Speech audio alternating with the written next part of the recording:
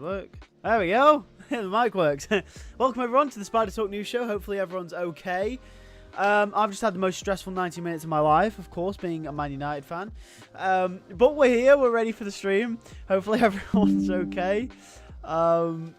Yeah, I'm just going to share the stream around and then we'll get straight into it. We've got some really, really cool topics today. Of course, the set photo from Spider-Man Brand New Day. We've got to talk about that.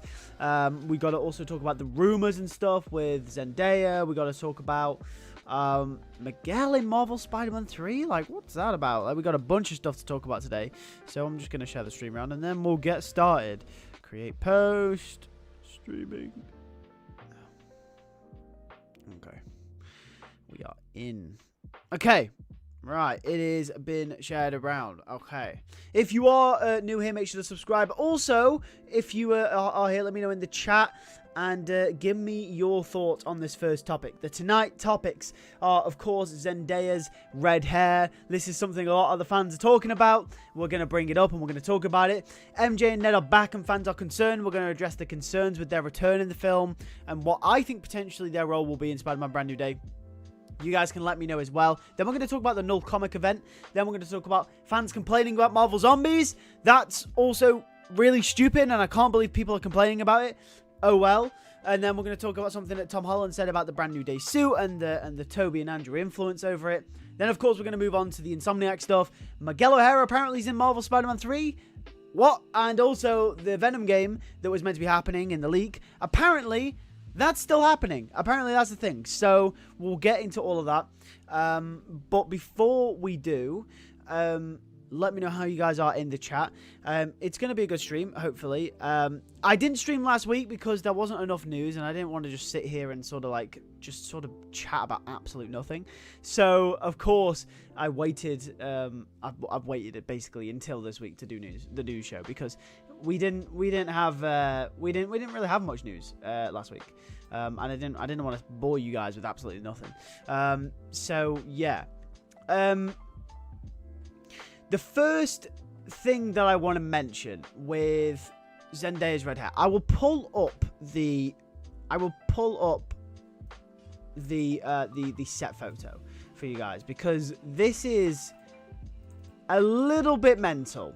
Okay, it's a little bit mental, and people didn't really pick up on this at first, but then people started to realize, oh my god, this could mean she has red hair. So this is the set photo in question. Which side do we go? Here we go. So this is the set photo in question. Okay. And as you can see, of course, this is Tom Holland in the Spider-Man suit. He's on set of Brand New Day. This is in London. These guys are fans, I believe, or they were photographers. First of all, the first thing that everyone noticed, and the first thing that everyone sort of latched onto was the fact that Ned, played by Jacob Batalon, has the MIT t-shirt. Okay, now MIT was essentially the college that Peter, MJ, and Ned wanted to get into in Spider-Man No Way Home. So that was the first thing. So that is interesting in its own right because MJ and Ned are definitely in this movie, and MJ and Ned look like they might have a pretty decent role in Spider-Man Brand New Day, which people aren't actually that happy about.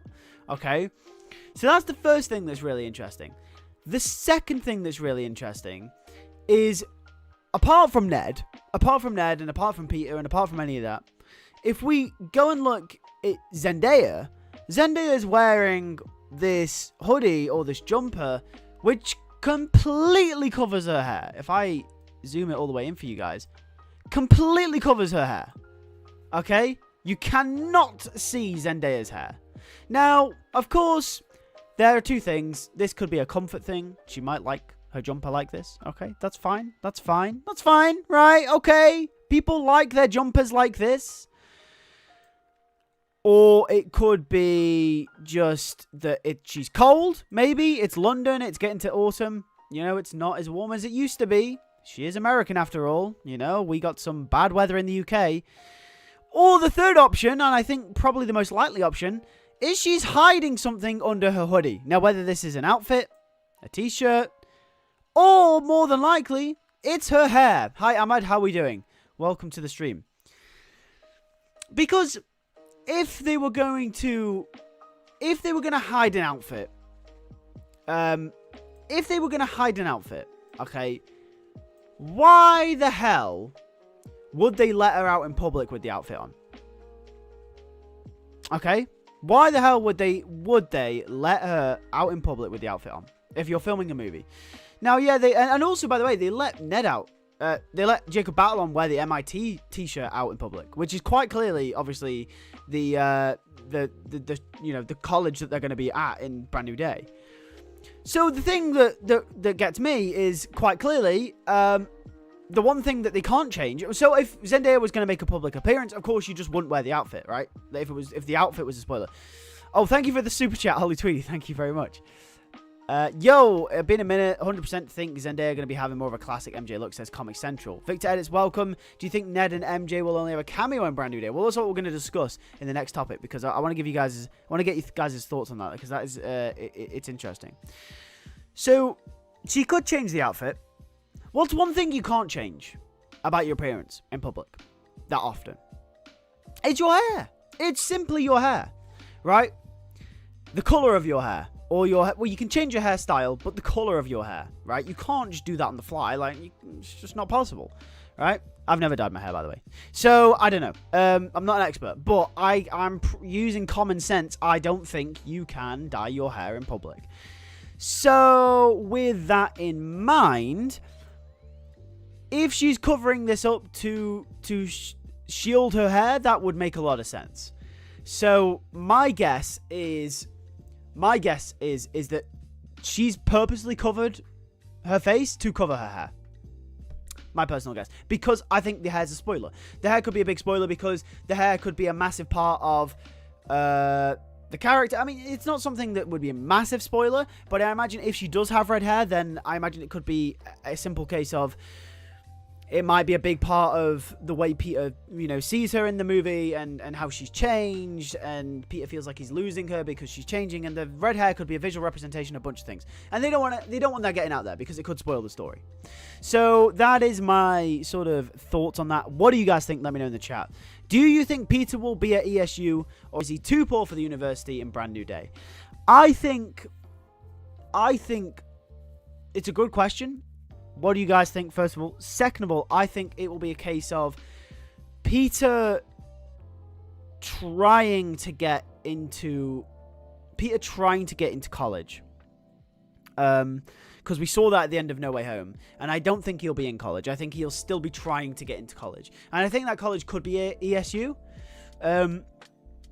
And I think the reason why he'll be failing to get into college is, I think, because the whole Peter Parker thing. Or he'll already be in college, and I think a massive part of the story in Brand New Day will be Peter getting kicked out of college, I think. Oh, the chat's there. I'm going to leave the chat on the screen there.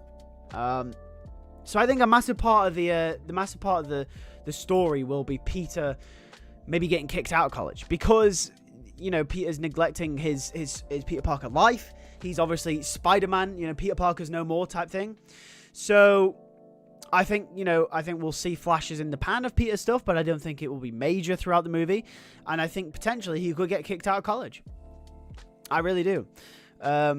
If he's even made it in the first place. But yeah, I do think college is going to be a massive part. And I think this set photo, as obvious as it might be, I think this set photo tells us a lot more about the movie than we first initially, more than it looks. It confirms obviously Ned and MJ and stuff, and I think it tells us that college and that theme is going to be a massive part of the movie. Not that we didn't already know that, but I think this just cements it, right? Because there was people thinking, well, are we even going to see the college stuff in Brand New Day? Because we've got the Punisher, we've got the Hulk showing up, Yelena potentially showing up, Mr. Negative. Is there going to be time for the college stuff? It seems yes. I think he'll get a scholarship, but it won't completely cover his tuition, so he'll need to work to get a lot of cover. Potentially 2 jobs, Delmar and the Bugle. Okay, well, first of all, I'm going to ask you guys a question. Do you think Peter Parker's going to have a job in Brand New Day? And if he does, what job do you think he'll have? Hey, Cham the Artist, how are we doing? What job do you think he'll have? Personally, for me, I think there is a massive opportunity here. There is a massive opportunity to have him work for the Daily Bugle. And I think if they don't have it happen, I think it's a missed opportunity. I'm thinking Ned and MJ will have relatively small roles, probably Peter keeping watch over Ned and MJ, like Peter kept an eye on Gwen after they split in TASM 2. Comic Central, I think you are completely right, and I think that's exactly what's going on here. So let's just move on to the next topic then, because I think this is probably one of the most interesting topics of the night. Is MJ and Ned are back, fans are concerned. As soon as the set photo dropped, the first thing that I saw fans do, and the first thing that I saw people do, was, oh my god, MJ and Ned are back. It completely ruins the end of Spider-Man No Way Home. That's the first thing I saw. Everywhere. That's the first thing I saw. So, based on that fact, I appreciate the concern, but in my opinion, the way I think this is going to go is, I think exactly what Comic Central has said. I don't think we should be worried, because I think in a way this is going to be a lot like what we saw in TASM 2, where Peter was sort of stalking Gwen Stacy, right? But it's going to be sort of Peter keeping his distance from afar, sort of watching over Ned and MJ just to make sure they're okay. And I think we'll see a couple of attempts of Peter trying to break back into their life, but I think maybe sort of realizing halfway through his attempt that, I don't think this is the right thing to do. And I think Aunt May's death will also play a massive part over that as well. And I think whatever they're filming here, I reckon whatever the set photo is from, whatever they've been filming in London at this point, I reckon that will involve MIT, and I reckon they are at MIT. If they're not at MIT, because obviously that's not in New York, I think it could be a holiday, and I think Ned and MJ could be back in New York potentially. Wherever it is, I think it's a scene dedicated to the whole Peter watching over them. Okay, he'll definitely have a job in the works in New York. Hope it'll be the Bugle. I think a job is probably pretty much nailed on. Is it going to be the Bugle, or could it be Delmore? Delmare. Sorry. It could be. It could also be somewhere like 4-Star Diner, maybe. What's some other Spider-Man related occupations? He could be an assistant scientist somewhere. Maybe that's how he gets his web fluid nowadays. Maybe that's how he gets the tech for his suits. Potentially, sort of like Marvel Spider-Man style, with Peter working for Otto Octavius. Maybe that's an option. We've seen that done a lot, though, recently, so I don't know whether that'd be an option. Tell me what you guys think in the chat. Do you think that could be an option for Peter and Brand New Day? But I think he'll work for the Daily Bugle, and I think it's a massive opportunity for them to do that story, and I hope they do. I think he'll probably work at the store from Homecoming. Really hope he becomes a photographer for the Daily Bugle, though. There's a chance he could have both because of his rent fees. There's a chance he could do both, right? Sort of like how he did both in Spider-Man 2 with Joe's Pizza and the Daily Bugle. I think there's a good chance he could do both. For me, in terms of what job Peter will have, it'll probably be at the Daily Bugle or at Delmar's Deli from Homecoming, because I saw set photos of Tom wearing a shirt that says Delmar's. I haven't seen those set photos. Hold on. Wait, what? There's set photos of that. Oh my god. Okay, wait. I haven't seen these set photos. Let me have a quick look. This might have slipped my newsfeed. Brand New Day. Set photos. Tom Holland. Delmar. A set photo of Tom Holland. Is there an actual set photo, or is it people just... Is it people just saying there's one? Is there an actual set photo? Or is there people just saying... Ah! There is an actual set photo. Okay. Where have these come from? Oh my god, I have not seen these photos. August 11th? Oh, these were ages ago. Oh, this was after Glasgow. Well, this was during Glasgow. Oh my god, I slipped this. This is crazy. I mean, what kind of news channel am I? That's crazy. Yeah, those set photos from a month ago, lol. Yeah, they exist. Cosmo and Pals says 67. Welcome to the stream, Cosmo and Pals. Yeah, okay. Oh my god, what news channel am I? Oh, what's going on? Yeah, here we go. Look at that. There he is, Tom Holland.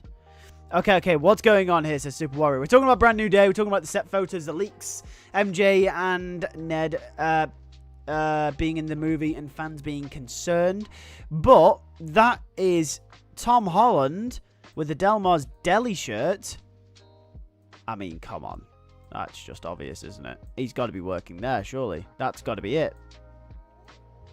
I still think he'll have both. Maybe, you know, maybe the story goes that he works for the deli, and maybe he gets fired, and then maybe he can't find another job because of his reputation, potentially, his resume, and they call his employers and they say he fired, whatever, and then he finds the Daily Bugle because he can take photos of Spider-Man. J. Jonah Jameson doesn't want to take him on, but then, like, Peter Sorter is like, you know, you're the only one who'll take me.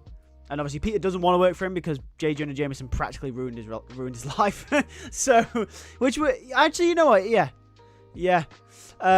He's definitely working at the convenience store.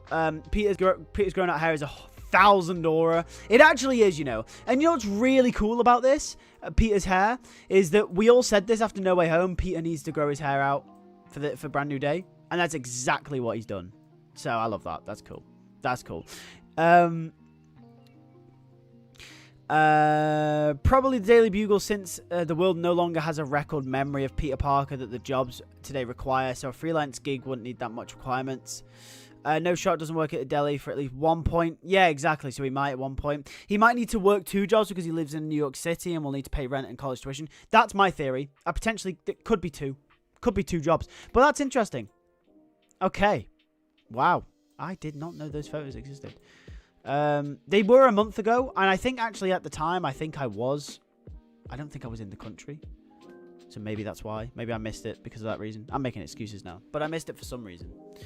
I am full-time employed, by the way, so, you know, I can miss things sometimes. I get a pass. I don't get a pass. That was awful. I can't believe I didn't see those photos. They weren't on my regular newsfeed, though. That was crazy. Anyway, yeah. Oh, look, I've just found a comparison of Tom Holland from... it's a little bit low quality, but I've found a comparison of Tom Holland from 2015 to 2025. Or 2016, sorry. Oh, my God. Oh, my God. We've come so far, guys. We've come so far. I'm going to put it up on the screen. Look at this. Oh, it's not very low. It's very low quality, but look at that.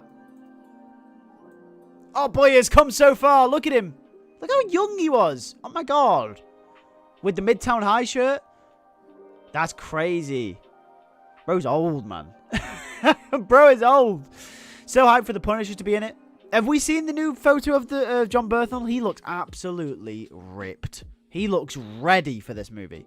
I'd say Missing Records is looking a little deep into it. He has an apartment. He'd need the same sort of documentation for as he would a job. I think maybe... Well, obviously, you do need a resume. And I think because Peter Parker's been erased from existence, he doesn't have one. And because he doesn't have one, I think... we're looking at a case where he might have to start the deli, he then goes to the Daily Bugle, or he does both. Bro is aura. I mean, yeah, Tom Holland in 2016, kind of got aura, kind of doesn't. 2025, man has aura. Bro, the globe is crazy. He looks more like Peter Parker now, says Ahmad. He actually does. You know what's crazy about this as well? I don't know. I might get hate for saying this, so you guys might agree. Tom Holland, right, by the end of the college trilogy, because there will be a trilogy, Tom Holland may genuinely be the best live-action Peter Parker. I think it could happen. I think it's entirely possible. I think this is entirely possible. Look at him. I'm trying to get the Peter Parker physique, says Cham. Yeah. Bro is absolutely... Bro, look at him. He is jacked. Like, we thought man was jacked in Homecoming. Bro, look at him now. Sup, Lewis? Hi, Eddie. How we doing? Was he erased from existence in the documentation or from just memory? No, it was documentation as well. Because if it wasn't documentation, then his identity would still be out there. So then people would already know who he is. And obviously Spider-Man's famous. So everyone would know. Yeah, man looks absolutely jacked. Jesus Christ. I need that Tom Holland physique, you know. I think we all want the Tom Holland physique. It annoys me when people want Venom in Brand New Day. He should be in the second or third, or even Secret Wars. I think Venom will be in Secret Wars. I think that's once again missed opportunity if they don't. But yeah, I hope we see the symbiote in this movie since Peter literally lost everything. I think Regular Guys Podcast. I think you hit a good point, but I think this trilogy will be a very, very drawn out. Not drawn out as in like a bad sense. I mean, Peter's arc is going to be stretched out, and I don't think everything's going to get resolved at the end of this movie. I think this movie could end on a very sour note, or a bittersweet note. He saves the day, but he still doesn't get, you know, he still doesn't get back Ned and MJ. He still doesn't get the life he wants, but then I think that's when the symbiote comes in potentially. So, yeah. Completely honest, I'm not going to watch it. It might get to another billion box office. Is that Secret Wars or is that Spider-Man 4? Watched Civil War recently. Spider-Man in Civil War was peak for me. They dropped the ball in the home trilogy. Where he's at now feels more like picking up from where he was originally at. I think that's the way a lot of people see this, right?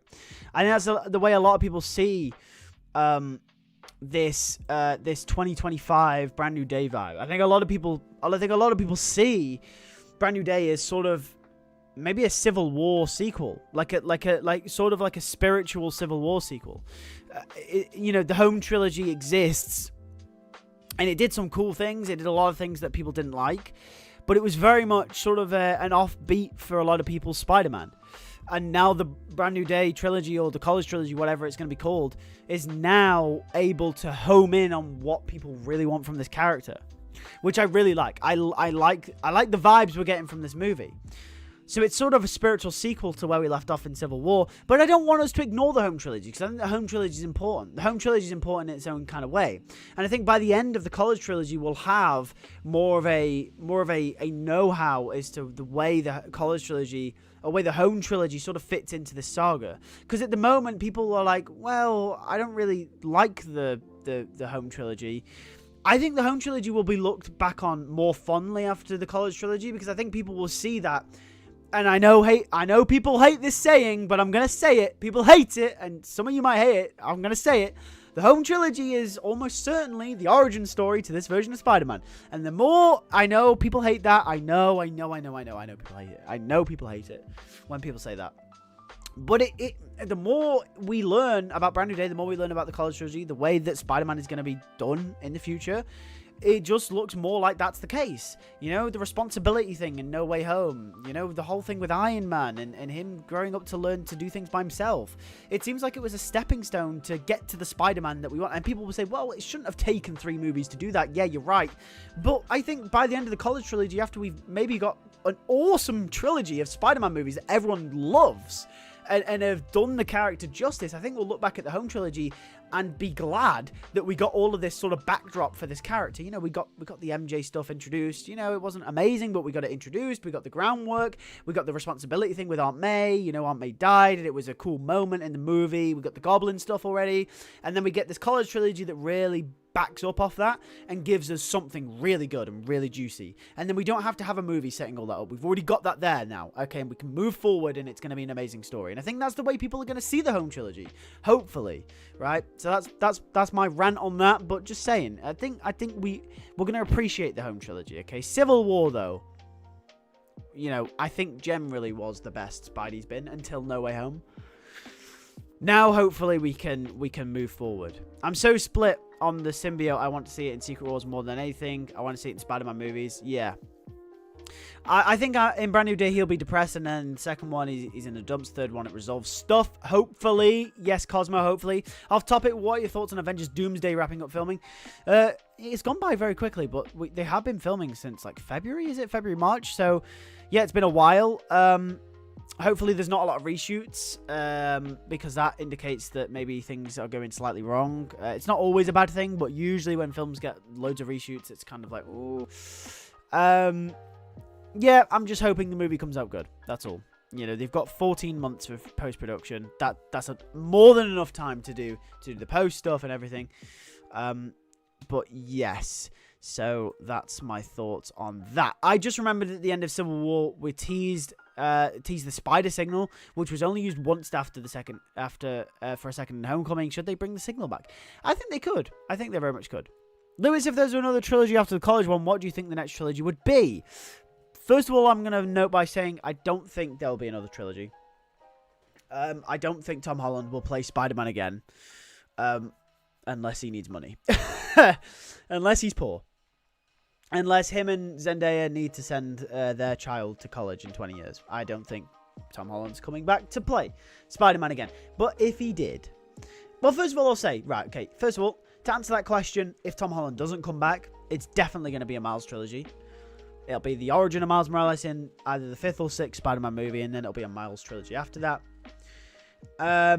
If Tom Holland does come back, I think we're looking at a trilogy potentially centered around him being a father, doing the doing the Mayday stuff, potentially taking a page from Spider-Man Life Story, the Spider-Girl comics from the 90s, maybe even the recent Renew Your Vows comics by Dan Slott, potentially, where they introduced Anne-Marie, potentially. You know, there's a bunch of things they could do, and I think those are just some options. Some equally as likely if he was to have another trilogy, not that I think he would. But those are just my thoughts on that. What do you guys think about that? I mean, it's an interesting topic. Spider-Man 4, because fans besides Spider-Man is the heart of Marvel franchise. I think Zendaya MJ is good for the rest because it kind of fit the state of the comics right now with MJ not being there. I really hate the idea of the home trilogy being an origin to in Civil War. He made the suit and he tells Tony, when you can do what I do, but you don't. Bad things happen because of you. He had the origin already.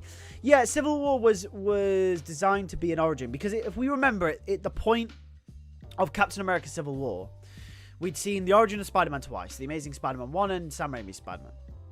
We didn't need it a third time. So we needed a quick 15 minutes to introduce the character in Civil War, give him the great responsibility line in a different way, and then we can crack on. That was what it was meant to be. But obviously the home trilogy got caught up in the events of the MCU. Far From Home was kind of a write-off, okay, because it had to connect heavily to Tony Stark, which I think bogged it down. And I think we can admit that. Homecoming was fine. No Way Home was great, but obviously that got roped into the multiverse stuff. And yes, it was a fantastic opportunity to bring back Andrew and Toby, and I do not regret that they did that at all, because we finally got that off our chest now, and we finally... That's awesome, right? We got to see resolutions to Andrew's story, maybe slightly Toby. So I don't regret the home trilogy, but there was a bunch of stuff that definitely got roped in there because of other factors in the MCU, like the multiverse and Endgame. So that's what I'll first say. So the home trilogy definitely didn't live up to its potential, and because of that, it's now sort of acting as a backdrop for the college trilogy, and it seems like they're focused more on making it just a solo Spider-Man thing. Yeah, Punisher's in it, yeah, the Hulk's in it, but it looks like it's not going to be influenced by the larger MCU. Spider-Man 5 might be slightly because of Doomsday, but it looks like it won't be, sort of have that over it. So, as much as I hate to say it's the origin, it kind of is. Sort of, we retreaded the responsibility thing with Aunt May.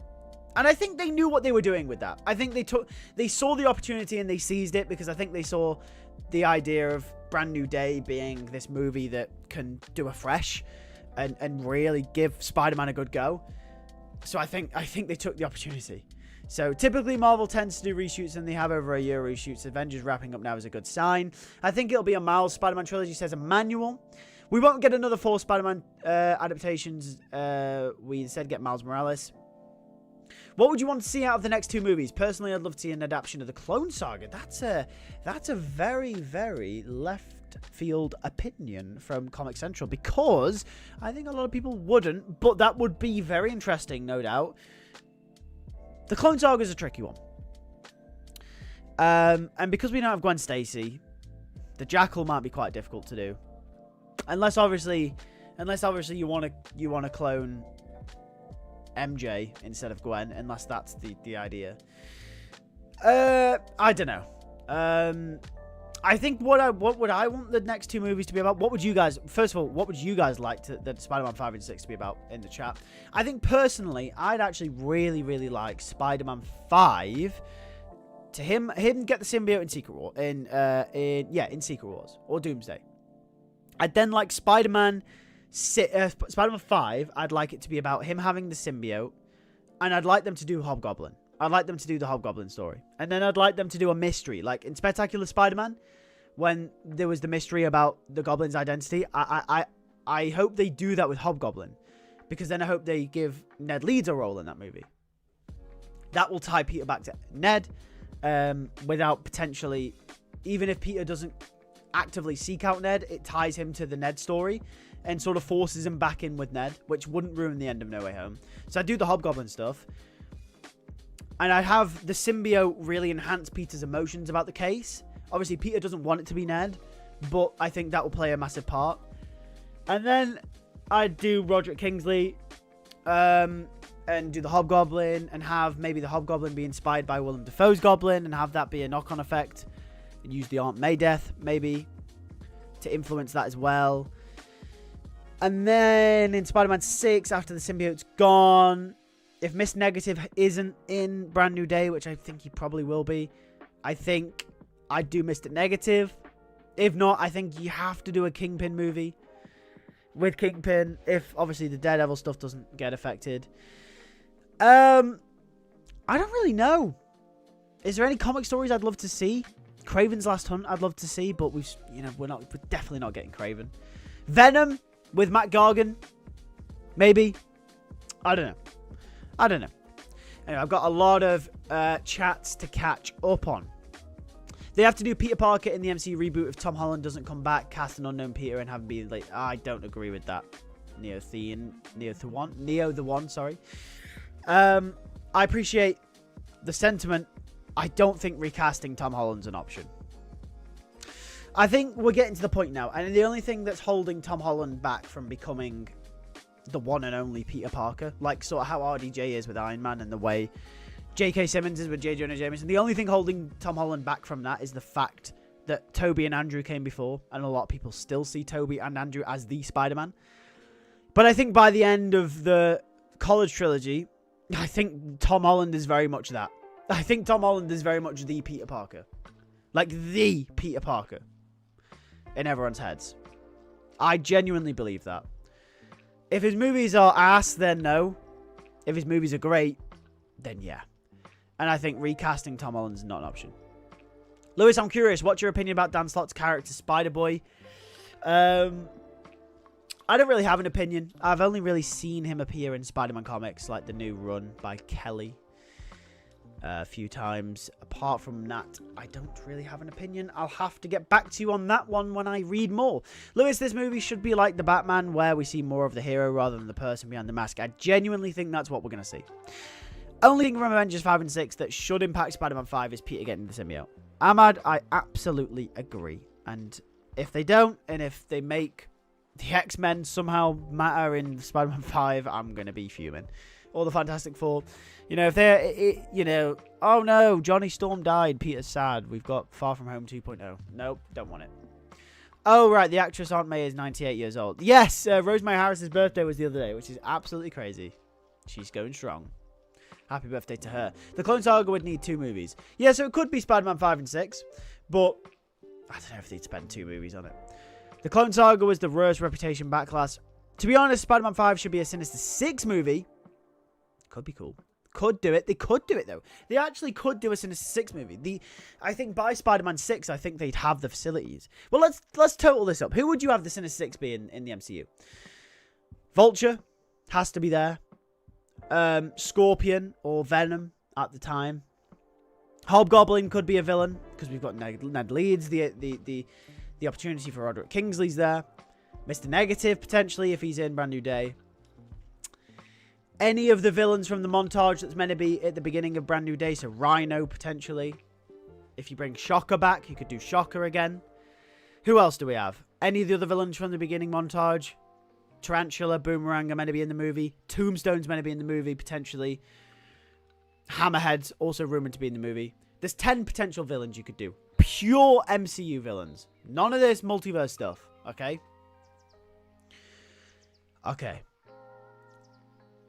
For 5, I would like him to have the symbiote, but nothing about the symbiote, and the 6 is about the symbiote, says Cosmo. Maybe after Uncle Ben's death, Peter learned the idea of responsibility from the popularity of the Avengers, but was reminded why he started when May did the famous quote. Barry, I think that's exactly the case. Spider-Man 5, Peter has the black suit and fights the Kingpin or Hobgoblin. Peter gets rid of the suit before the 3rd act. Spider-Man 6, Venom and Green Goblin are the main villains, says Ahmad. I don't know whether I'd... Unless they do the... they could do a really cool thing, couldn't they? They could introduce Norman Osborn, have him be in the background of Spider-Man 4, 5, and 6, right? Have him not become the Green Goblin. Have him on the road to not becoming the Green Goblin. And then have the Hobgoblin, which could be a knock-on effect from Willem Dafoe's Goblin. To then have the Green Goblin in the MCU be a knock-on effect of the Hobgoblin. So it's like a line of goblins, right? They could do that. I don't know. Sort of like how they did in the 90s show, because Hobgoblin came first there, didn't he? Hot take, or are we not getting Spider-Man? Man-Spider? I don't think so. I just got in. What did I miss? We are currently still talking about the leaks and the brand new day.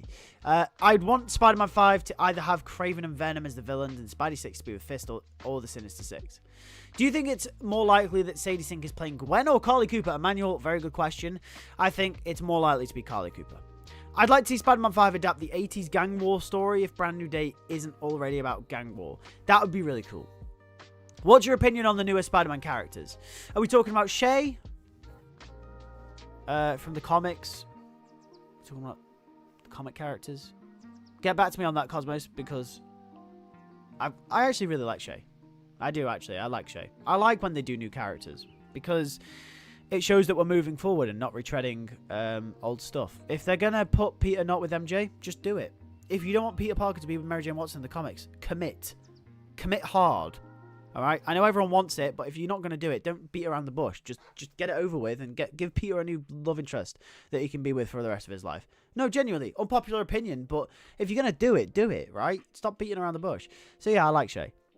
I think it would be better to have Peter retired or died. He'd be brought up in emotional beats for Miles than to recast Peter. Comic Central, I agree. I don't think they'll kill him, because I think the idea of having Tom Holland come back in 20 years, potentially in the MCU, to reprise his role as Peter Parker would absolutely blow everyone away and would generate $1 billion on the spot. So no, I don't think they'll kill Peter Parker. I think they'll have him retire. Miss Negative, says Eddie. I think there's a ton you can cut out of the Clone Saga and get to the core ideas, says Comic Central. 100%, because the 70s Clone Saga was pretty good. The mystery around it was really good. The 90s Clone Saga went on for like 3 or 4 years or something like that. And how many issues? I forgot how many issues. But it could have been condensed into like 6, like a 10-issue like miniseries potentially at most. It was an absolute like S-H-I-T show. Where are we at? We're at Cosmos. My ideal Sinister Six is Vulture, Hobgoblin, Shocker, maybe the Tinkerer, Mr. Negative, Rhino, since we need Rhino in the MCU. My pitch is that Venom forces the Goblin formula on Norman in order to spite Peter. You know what? That's a good idea. That could be cool. Because I think one thing that we're missing is for Peter Parker to have that real nasty arch nemesis. And I think it could genuinely be the Scorpion in the MCU.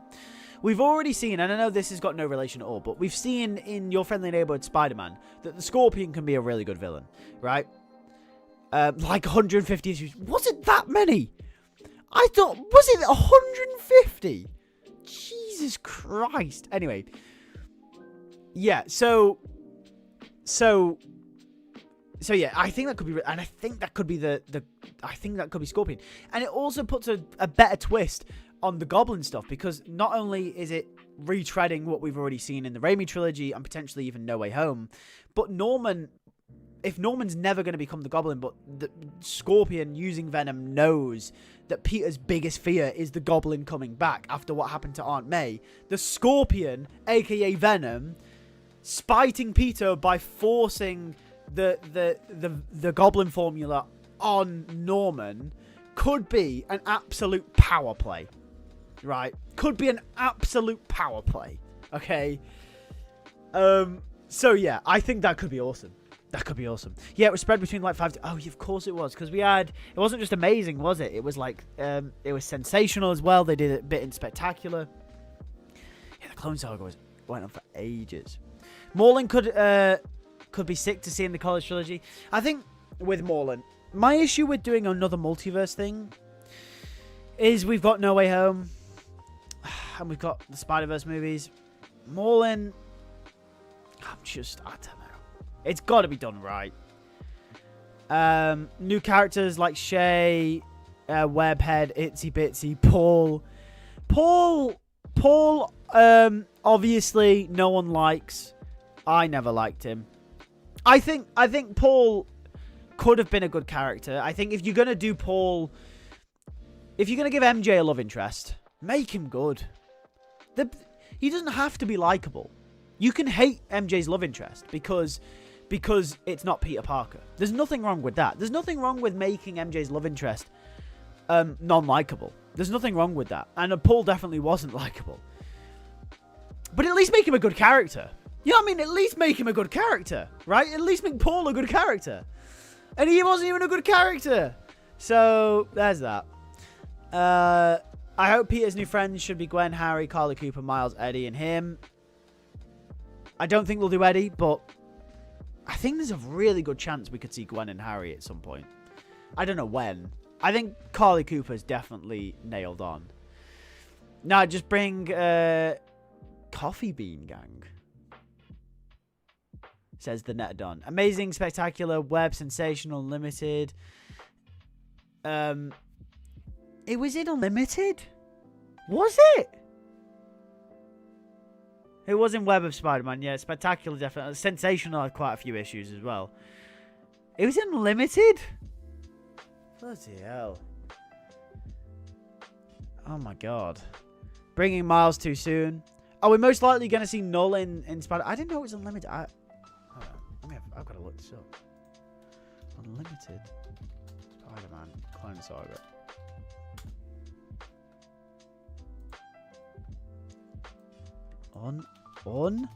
How do you spell unlimited? Limited. I'm dyslexic. Unlimited.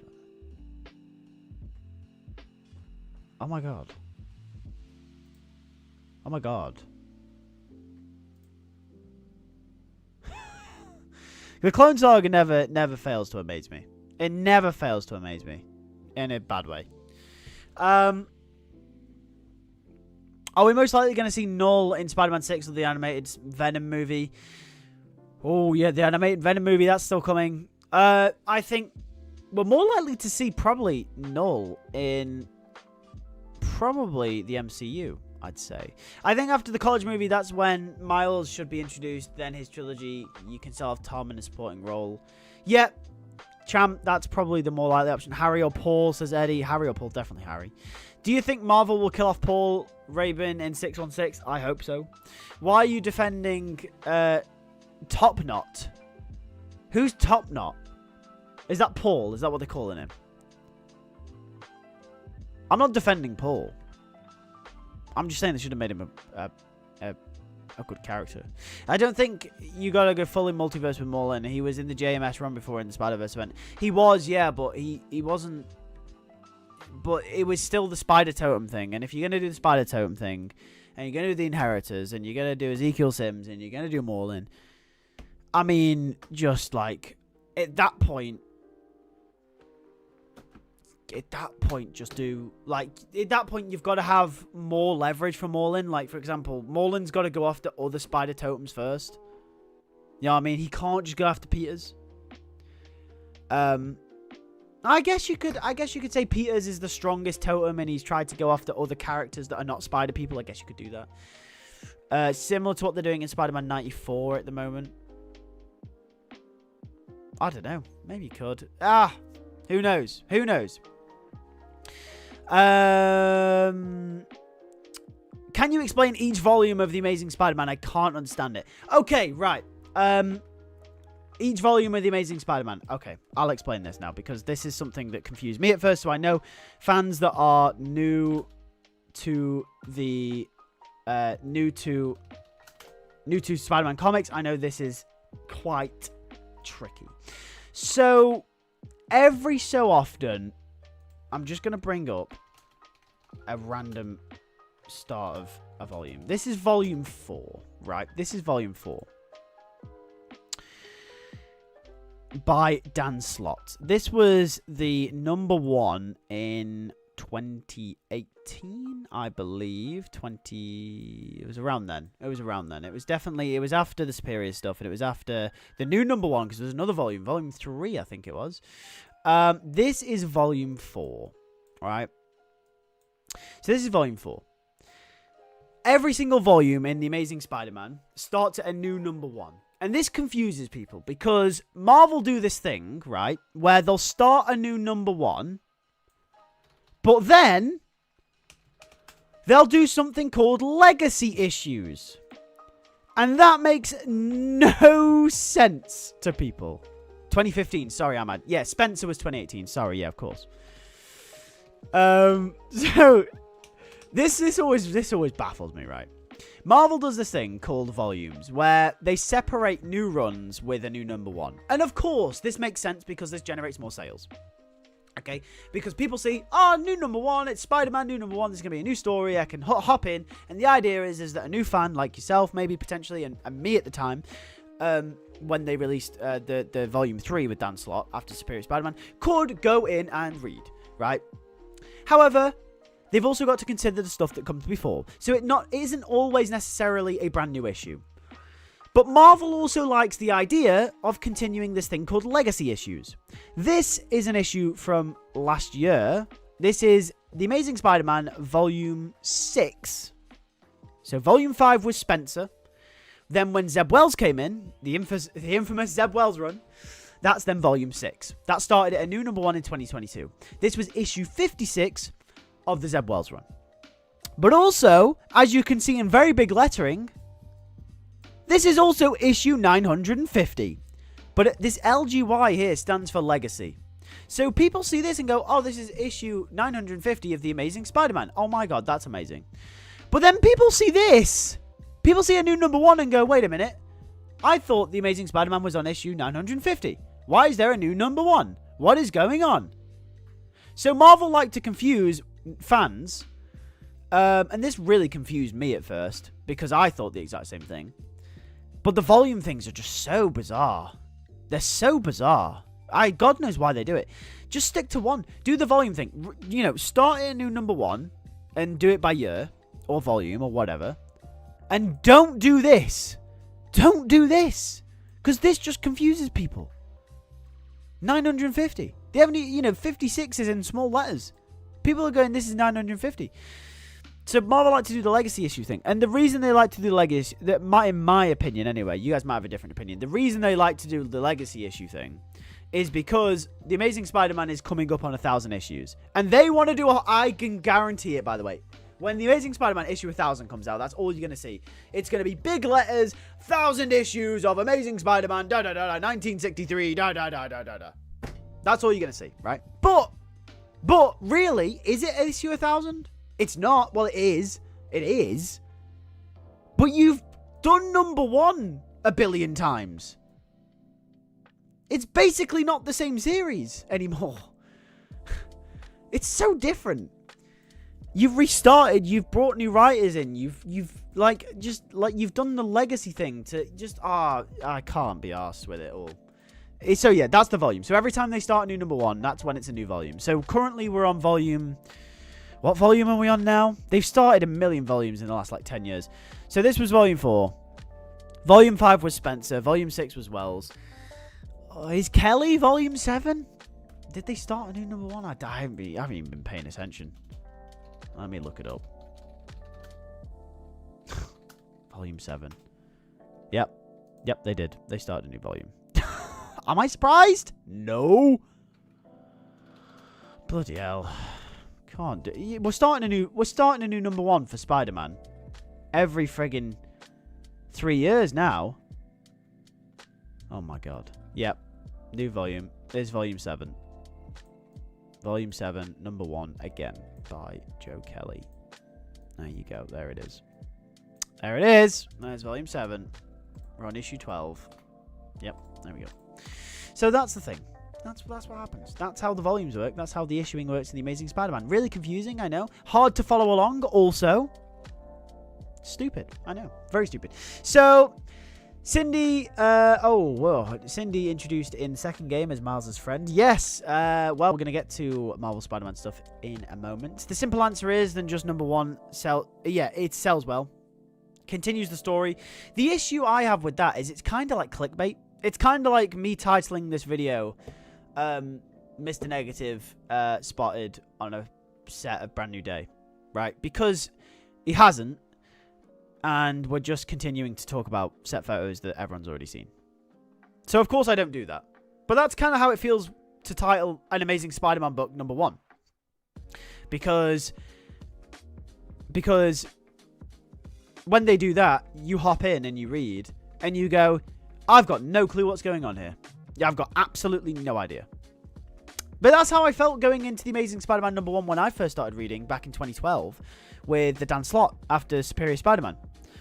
What I knew about Spider-Man was limited to the shows, the games, and the movies. And a few comics that I'd read here and there. When I properly started reading them, or tried with the Dan Slott run, after Superior, I went in and went, who the hell's Anne-Marie?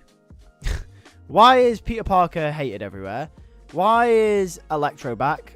What's Black Cat doing? Makes no sense. I got no idea what's going on. And I gave up probably just before the Spider-Verse event, I think, collecting them.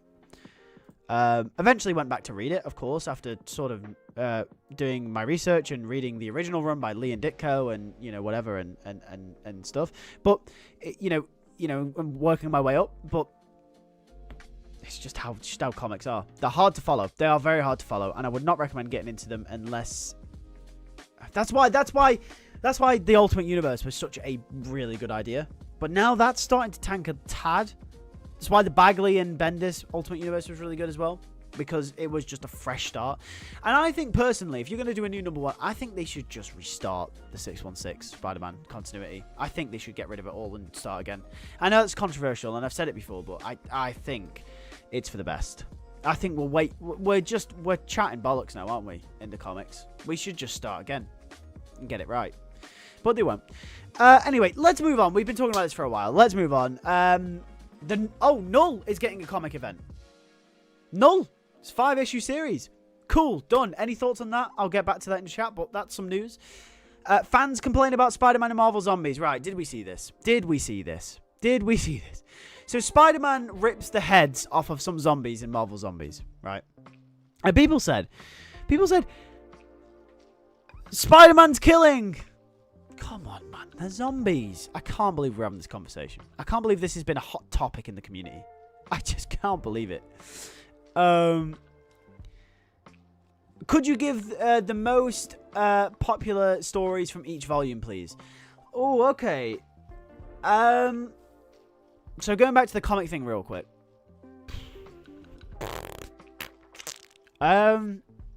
Zeb Wells, let's start with Wells and let's go backwards. Zeb Wells was probably the Tombstone stuff at the end.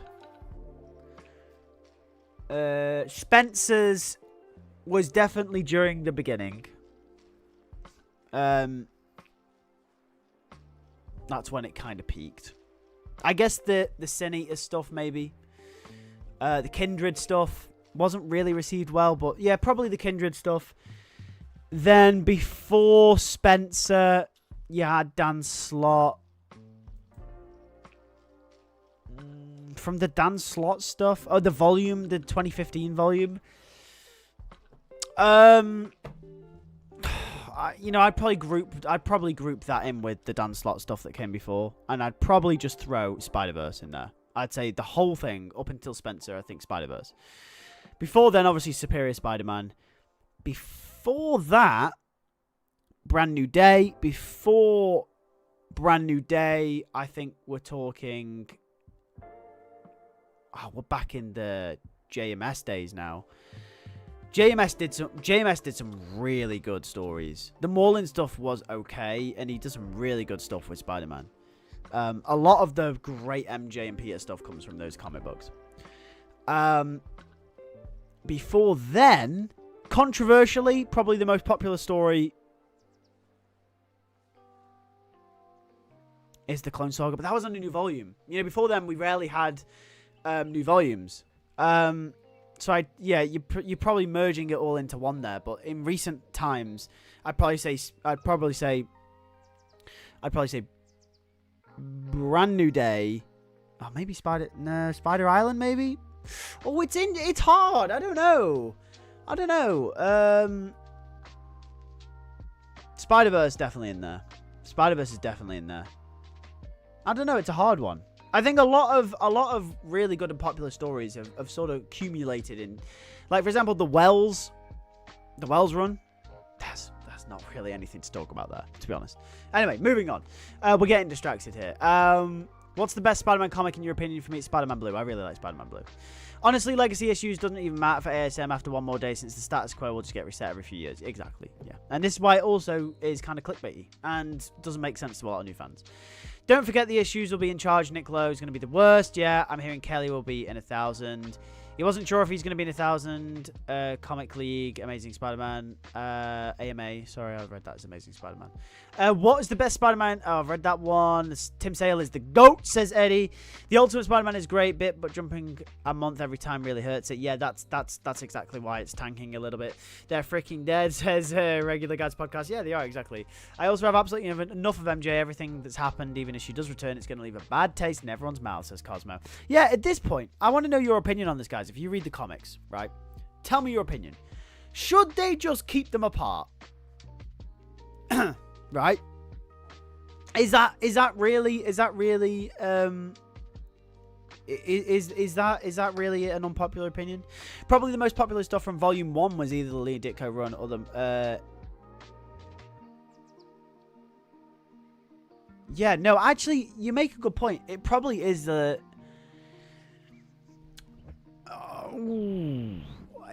yeah, probably. I'd say probably either the Lee Ditko stuff, McFarlane. I don't know whether I'd say McFarlane. I'd agree with Lee Ditko though. No, McFarlane, because the 90s were amazing for Spider-Man, weren't they? Yeah, probably McFarlane. Oh, maybe. The Venom stuff was really good. The Venom stuff was cool though.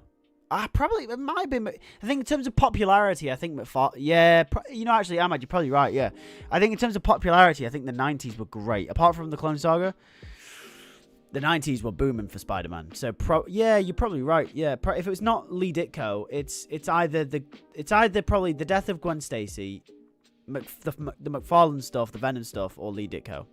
It's not even like I like Gwen. Just give him a new interest like Shay.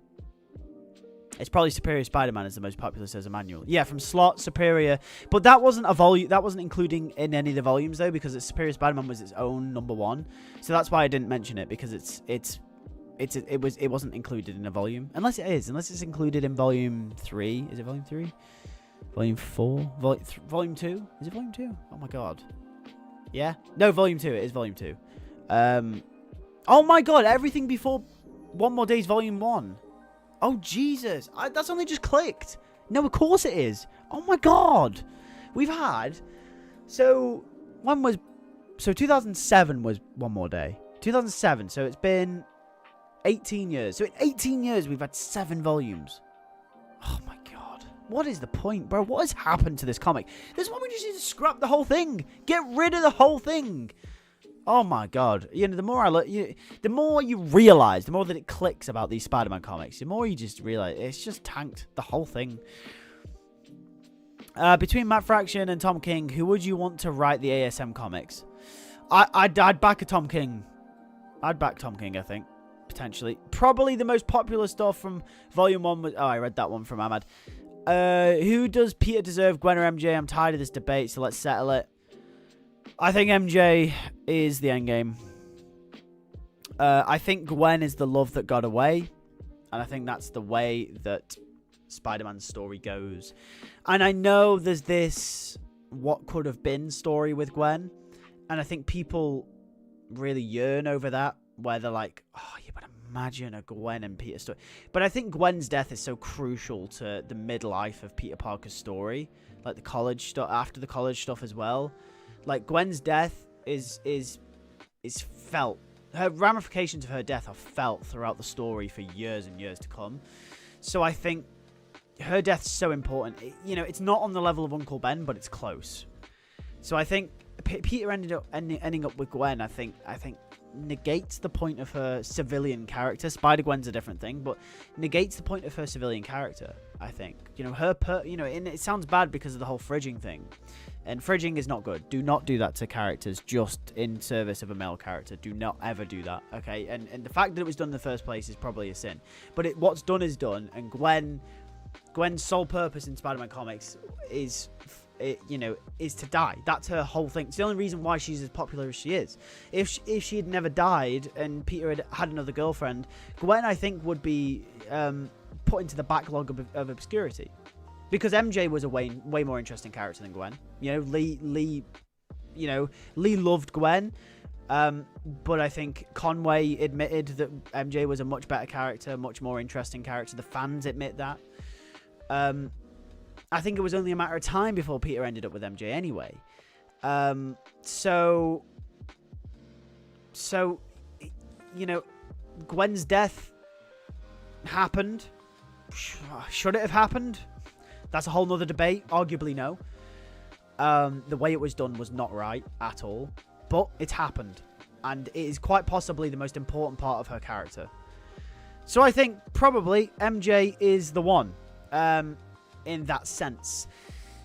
Lee McFarlane were the best, says Netta. Just end 616 Spider-Man. Yeah, end it, man. End it. Restart it. And then we can start afresh. Right, here's a question in the chat. If you could restart the 616 Spider-Man story from scratch, day one, we're starting it before Peter gets bit by the spider. Uncle Ben's back, Aunt May's back, Gwen's back, everyone's back. Right? What are you doing? Which characters are you in? I want to hear... Right, here's 5 things. No, not 5 things. 2 things. What's the main story about? Who's the first major villain? Second, who are the main characters in Peter's life at that time? Are you doing new characters with old characters, or are you rehashing old characters? Or are you doing new characters? Were you doing old characters with new stories? What are you doing? Okay, we've got a fresh slate. How are you handling it? I'd love to hear what you guys think.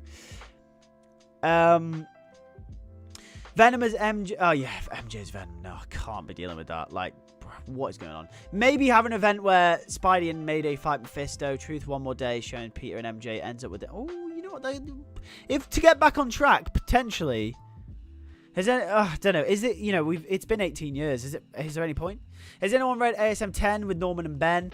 I have. I caught up recently. I actually kind of like it. Right. I don't like the overall state of where the comics are at, but the way they handled that mystery, I think, was pretty good. I think Kelly is doing an okay job. Still not ideal with Ben Reilly. Definitely think his character has been sort of slammed recently. And why Norman is back, I've got no idea. But I liked the mystery. Got nothing really more to say than that. JMD and JMS fans are eating great. As much as I like Gwen, she's important because she dies. Peter can't be good without the loss. What does fridging mean? Fridging was a term created during the Green Lantern comics where Hal Jordan finds his girlfriend in a fridge, cut up and dead, right? So that's where the term fridging comes from. It is the terms to represent killing a female character in service of the male counterpart for the purpose of just serving the male character. And that's what Gwen Stacy's death was. Gwen Stacy's death was purely in service of Peter Parker's character and was not at all in any way fueled by Gwen Stacy's character arc or story. Maybe it was slightly to the end as they were setting it up, but there was no intention for her to die. Fridging is an issue because, you know, you can't just do that to your female lead characters. And this is also another reason why MJ was so more vastly popular than Gwen at the time, with fans and with the writers, was way more interesting, was because MJ stood a purpose other than Peter Parker's girlfriend. MJ stood a purpose because she was the girl next door, the one that found out Peter's identity in the olden days. You know, she was interesting. She had this backstory with her family and her father and everything like that. And you guys know the whole MJ story. She was a really interesting character, a really well-written, interesting character. And I think Peter was bound to end up with her anyway. She just fit Peter really well. You know, the way that they could bond personally, I think, was a lot easier than, you know, I think you had to force Gwen and Peter sometimes. We got to remember as well, when Gwen was first introduced, she bullied Peter Parker. How does that even work? So, you know, we got to think about it. So, yeah, that's what fridging means, and it happened to Gwen, unfortunately. Since Gwen's revival next week, you're going to see New Spider-Man Volume 177, 4, and then the return of Uncle Ben as Spider-Uncle. Oh, please, no. Dan Mora is no joke my favourite comic artist. Only thing interesting about Gwen was her death. Yeah, Lee even said that they spent years trying to make Gwen more interesting than MJ, but they kept failing, so they gave Conway the okay to kill it. Yeah, exactly, right, yeah. You know, they were forcing Gwen. They were forcing it, and MJ was just... MJ was so... The issue was, Gwen wasn't interesting from the go. Gwen was not an interesting character from the go. Fact. MJ was an interesting character from the off, which instantly rises above. So MJ had way more places to go. She had the backdrop to do it. Gwen just didn't. This is my pitch for a rebooted Spider-Man. The main characters are Peter, Flash, Harry, Gwen, and Aunt May, and the main villain is Kingpin, who hides people like the Chameleon and Rhino. So very grounded, very safe. I like it.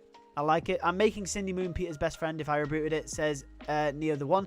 Interesting, interesting. Just saying everything that came out after One More Day is completely different continuity, so I can be somewhat content, says Amma. Well, then if they ever somehow retcon everything they did in 18 years, and sort of pick up where they left off, then yeah, I mean, Ahmad, you're in for a winner there, because you can just skip over everything that just happened. I like the idea of Gwen and Peter, Harry being childhood friends with MJ coming in as a new girl. Sort of like the opposite of what happened. MJ was the girl next door for a while, and then obviously Harry and Gwen came in the college years. MJ wasn't a character then anyway, but it was obviously, you know, revealed later on. Doc Ock works really well as the first villain. Yeah, he does as a major villain. All new Venom, it kind of had a good conversation. Should Harry become the Hobgoblin in Marvel Spider-Man 4? In Marvel Spider-Man 4? Wow, we're looking ahead, aren't we? If Marvel ever reboots 616 Spidey at some point, they should get Chip Zdarsky to write and Jorge Jimenez to do the art. They went on the previous Batman run. Imagine what they could do with Spider-Man. Chip Zdarsky could be a very, very good writer for Spider-Man if they did reboot it. Some people aren't a fan of Chip Zdarsky, but I personally am. And I think I was happy with Life Story. I think that was good, and I think he's got the vision to do something like a long-term Spidey rebooted project. So yeah, out of the big two, I think Marvel surprisingly is most likely to reboot. Fridge Paul and the MJ. Yeah, right. Let's Fridge Paul. No one likes Paul. Also, Lewis, what's your favorite DC character? Probably the Flash. Parallel Lives makes it clear that whether or not Gwen was killed, Peter and MJ were meant for each other. Yeah, exactly, Ahmad. I like the idea of MJ Gwen meeting Peter in college and Harry was the childhood friend, says Cosmos. So everyone would do something different. Anyway, let's move on. We've been talking about this for a while, which is fantastic. We've had some great conversations. But yeah, so we've done Marvel Zombies. Confirmed Toby and Andrew influence over the suit was intentional. Tom Holland has recently stated that that he's glad the fans are picking up on the influences of the Toby and Andrew costumes on the new Brand New Day costume, and he says that the influence was intentional because it's kind of like combining those three Spider-Men into one. And you know, Brand New Day is, even though it's a sequel to No Way Home, it really is a manifestation of everything Spider-Man we've seen, and I really like the idea of that. My dream team for a 616 reboot would be Tom Taylor and Bruno Redondo. Sorry, yes. Yeah, that'd be cool. Tom Taylor would be cool. I've never heard Tom Taylor be a shout before, but maybe that could be pretty cool. If they ever reboot 616, introduce Cindy Moon as early as Peter feels less lonely, and no totem stuff, just have her afraid of being seen as a freak, as Spidey gives her confidence to step into the light, says Berry. Good evening, Spidercrafter. Welcome to the stream. If I were to reboot the 616 Spider-Man, I would have Peter's friends be Harry, Miles, MJ, Gwen, and Liz, with Nick Fury as Peter's mentor figure and the main villain as Doc Ock, says the Regular Guys podcast. That would be cool. Here's an idea for the 616 universe reboot as a whole. Oh, okay, but Neo the One, hit me. I want to read. Hit me. While you write that, I will carry on with the news. So yeah, that was Toby and Andrew's influence over the Tom suit. So the next big piece of news that we've got is Spider-Man 2099 in Marvel Spider-Man 3. So a report from Multiplayer One has basically said, like a gaming insider, has reported that apparently Insomniac Games is looking at including Miguel O'Hara in Marvel Spider-Man 3 as a major character. Interesting one, that. And it's going to tie to the Spider-Verse stuff. So, of course, the Spider-Verse stuff that we saw, the side quest Spider-Verse stuff in Marvel Spider-Man 2 was actually meant to be tied to the Web of Spider-Verse game that they were doing that eventually got cancelled. The multiplayer Spider-Man game tied to the Marvel Spider-Man universe. That was the in for that. But obviously that got cancelled. So now that's sort of an open-ended thing that's been left... that hasn't got a resolution to it. So the resolution is Miguel O'Hara is going to be in Marvel Spider-Man 3. What kind of role he'll have, I don't know. Will he be part of the main story? Probably not. Will it be some kind of side quest when Miguel seeks out Peter Parker? Probably. So that's the way I see this. I wouldn't get worried about it. I won't worry about there being a massive multiversal thing going on in Marvel Spider-Man 3. But I do think if it's going to be a side quest, I think it'd be pretty cool to see him. That's the report at the moment. And the final thing is Insomniac's Venom confirmed. Obviously, that was a game that we had very much rumored during the Insomniac leaks and people, thinking maybe it isn't happening. Well, according to Multiplayer One, the same source is revealing that Insomniac's Venom is going ahead, and Miguel might also be in that game as well. So that's also really interesting too. So are you guys going to play these games? Are you going to, if Venom does get a game, are you going to play it? It might be similar to Miles's game potentially. Who knows? Here, I still haven't got Neo the One's idea about the 616 universe. I'm waiting for it, but I will be reading. I'm glad Tom Holland confirmed that. Would Miguel be one of the main characters? I don't think so, in my opinion. I just don't see it being a main character. I think we've got too much. We've got Miles, Peter, and now Cindy. Of course, obviously the Green Goblin stuff to do. Maybe even Superior Spider-Man. Maybe even Superior Spider-Man. So, we've got a lot to do in the next game. Yeah, I'd reboot all of 6162. Daredevil just got his first bad run in like 30 to 40 years. That's how you know this universe is cooked. Yeah, I feel like Daredevil's pretty hard to screw up. As a character. And to be fair, we thought that about Spider-Man, didn't we? But, here we are. I don't think Miguel will be in Marvel Spider-Man 3 in a large capacity because Insomniac didn't include the black suit in Marvel Spider-Man because they want to give us the suit its own story. They already have 2099 suits. That's true, Spider-Crafter. Miguel's suit was already in Marvel Spider-Man 1, so he couldn't have been a main thought going forward. Like, for example, how they didn't give us the anti-Venom suit or the symbiote suit in Marvel Spider-Man 1 because they knew they were going to be doing them in the future. So, yes. I would much rather see Miguel be from the future rather than the multiverse as Comic Central. Maybe, yeah, that could be quite cool. I can't trust Sony making excuses every time, says Eddie. How can you even screw up the really good lawyer himself? That's it, I think Daredevil is such a cool character, but because a lot of his stories are based on, underground crime and true crime, and there's a lot to work with there that I think a lot of people love. I don't know.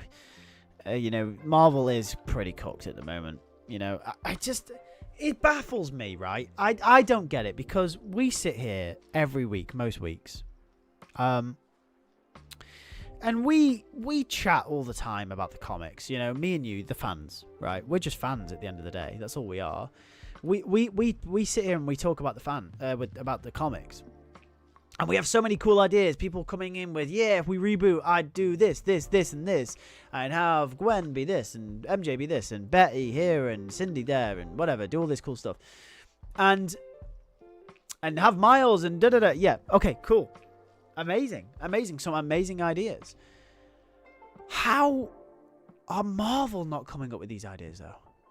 That's what baffles me. Like, even if we're not, you know, their outlandish ideas rebooting the whole universe, right? That's something that would take incredible preparation and is a big risk to the brand. But even if they didn't, like, I'm sure me and you could go into the Amazing Spider-Man comics right now, and within 50 issues, I imagine we could have him be back to pretty good standing. And we're not professional writers, but I feel like we could. I genuinely believe that as well, by the way. Like, that's a genuine belief. I think if Ahmad or the Spider Crafter or Comic Central or myself or Cham or whoever is in the chat, I genuinely think if Marvel came and said, hey, do you want to write Spider-Man? You got 50 issues. Turn him around. I think we'd do it. And and people will say it's editorial, and you're probably right. No, in fact, you are right.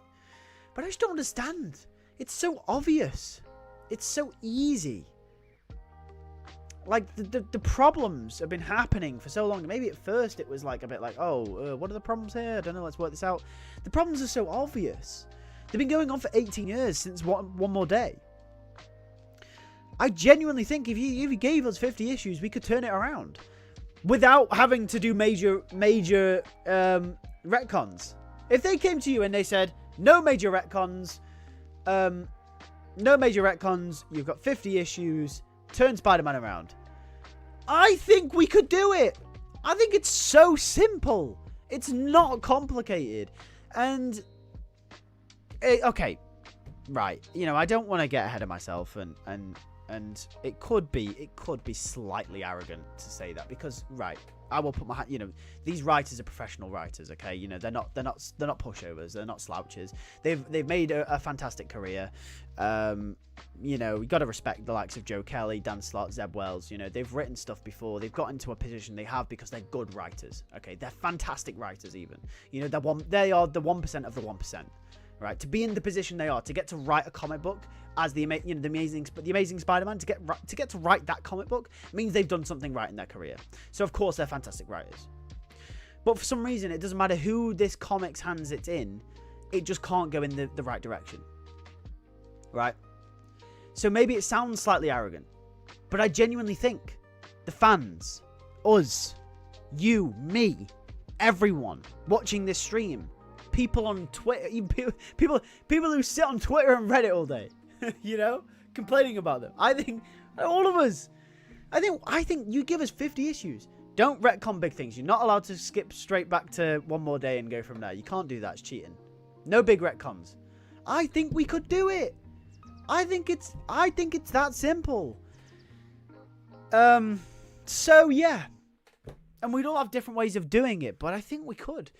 So that's what baffles me. And why Marvel can't do it really, really makes me question what must be going on at that company when it's so easy.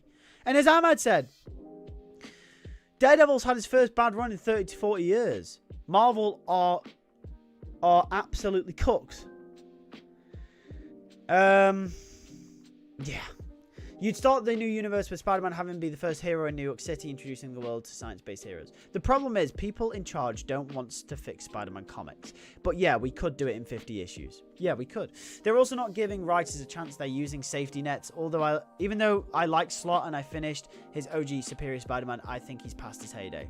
Would you rather revive Sam Raimi's Spider-Man 4 or Amazing Spider-Man 3? You can't choose both. Amazing Spider-Man 3 all day long.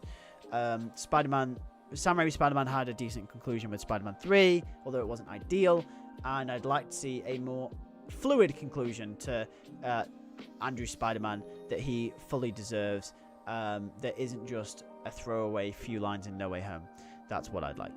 I think one of the problems with them coming up with the ideas is that the editorial staff, the bosses, are the people who either haven't written in a long time or haven't written in general. Yeah, it's editorial, isn't it? That's the problem. That's why I prefer some of the current DC runs for characters like Batman, Flash, Nightwing, because they let the writers allow those characters to progress further, unlike Marvel. Zendaya has no red hair. Well, she might.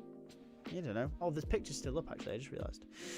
Andrew deserves a conclusion and to fight an alien. Says Spider-Crafter. Yeah, he does. He does. Maybe that's why we make the Amazing Spider-Man 3. So, yeah, that's my rant about the comics. I should have a video coming out. You know what? Maybe my next video about the comics. Maybe I make a video about how to reboot the 616 Spider-Man. Maybe I do that. Maybe that's a video I do. I don't know. Let me in the chat. Should that be a video? Let's be real. They don't care, says Eddie. 616 universe starts with Spider-Man, Captain America, Hulk, and X-Men, and then the Fantastic Four. I think if you were to actually reboot the 616 universe, I think you have to start it with the Fantastic Four. You have to. You have to start it with the F4. I think that has to be the number one. The number one comic. Then again, brand synergy, it might be the Avengers. I don't know. But I think you have to start it with the Fantastic Four. Here's how if I was to reboot the 616 universe, I'd start it with the F4. I'd get that going. I'd launch 3 titles simultaneously, but I'd start it with the F4. I'd do Spider-Man, The Amazing Spider-Man, F4, and probably Captain America. You know, do those 3. And then, oh no, 4, and I'd do X-Men. Because you'd do the Captain America and X-Men stuff. You'd do like a 10-issue miniseries in like World War II, right? And they like sort of cross over, they sort of don't. And then you'd do like, then you'd maybe do an Iron Man series potentially, and you introduce like Avengers-based characters. And then you maybe do an Ant-Man and Wasp series potentially with Hank Pym and that. Potentially. And then you do an Avengers series potentially. And have sort of stuff like that. You know, introduce Doctor Doom. Maybe Doctor Doom's the first big crossover character. And then you do Thanos. And, you know, I don't know. Maybe it gets out of hand at some point. But I think that's probably the way I'd do it. You know, get the key characters in there first. Before you start branching out. Start to focus. 100% should do a video on fixing the 616. Oh, yeah. I'm going to do it. I'm going to do it. I'm going to do it. I'm going to do it. How to fix 616 Spider-Man. I've already done a video like that. But I think I do want how to reboot. How to fix the Spider-Man comics part 3. Yeah, it feels like a part 3, doesn't it? Because I feel like I talk about it every year. I feel like I did a video in 2023 about it. I feel like I did one last year as well. Oh, another thing to fix comic. Get rid of brand synergy. Yeah. Yeah. Yeah. Brand synergy isn't good for comic books.